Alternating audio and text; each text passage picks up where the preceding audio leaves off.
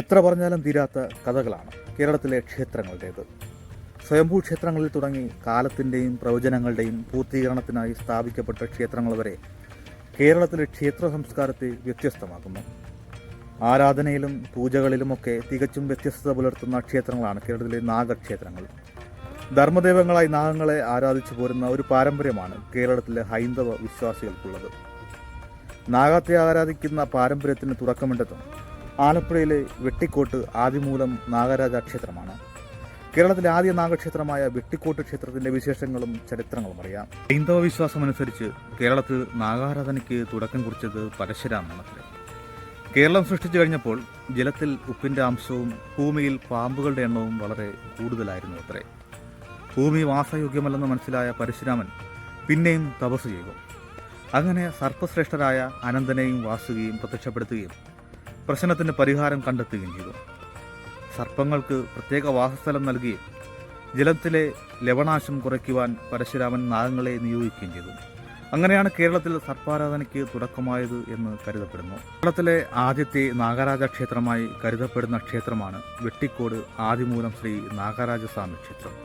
നാഗരാജാവായ അനന്തനെയാണ് ഇവിടെ പ്രതിഷ്ഠിച്ചിരിക്കുന്നത്. ആലപ്പുഴ ജില്ലയിൽ കായംകുളം പുനലൂർ റോഡിൽ കറ്റാനം എന്ന സ്ഥലത്തിനടുത്താണ് വെട്ടിക്കോട് നാഗരാജ ക്ഷേത്രം സ്ഥിതി ചെയ്യുന്നത്. വെട്ടിക്കോടിന് ആ പേര് ലഭിച്ചതിന് പിന്നിൽ ഒരു കഥയുണ്ട്. പരശുരാമനാണ് ഇവിടുത്തെ നാഗപ്രതിഷ്ഠ നടത്തിയത് എന്നാണ് വിശ്വാസം. അദ്ദേഹം മഴു കൊണ്ട് മണ്ണ് വെട്ടിക്കൂട്ടി അതിനു മുകളിലാണത്രേ നാഗത്തെ പ്രതിഷ്ഠിച്ചത്. അങ്ങനെ വെട്ടിക്കൂട്ടി ഉണ്ടാക്കിയ ഇടം എന്നതിൽ നിന്ന് വെട്ടിക്കോട് ക്ഷേത്രം എന്നായി മാറുകയായിരുന്നു.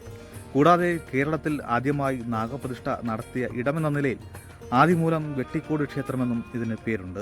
ആയില്യം നാളുകൾ സർപ്പപൂജകൾക്കും മറ്റും ഏറെ വിശേഷമായി കരുതുന്ന സമയമാണ്. അതുകൊണ്ട് തന്നെ വെട്ടിക്കോട്ട് ക്ഷേത്രത്തിലെ ഏറ്റവും പ്രധാനപ്പെട്ട ദിവസമാണ് കന്നിമാസത്തിലെ ആയില്യം നാൾ. അന്നാണ് ക്ഷേത്രത്തിലെ പ്രധാന ഉത്സവം നടക്കുന്നത്. അനന്തന്റെ ജനനവും പരശുരാമൻ ഇവിടെ പ്രതിഷ്ഠ നടത്തിയ ദിനവും കന്നിമാസത്തിലെ ആയില്യം നാളിലാണ്. അതുകൊണ്ട് തന്നെ ആ ദിവസങ്ങളിൽ പ്രത്യേക പൂജകളും മറ്റും ഇവിടെ നടക്കുന്നു.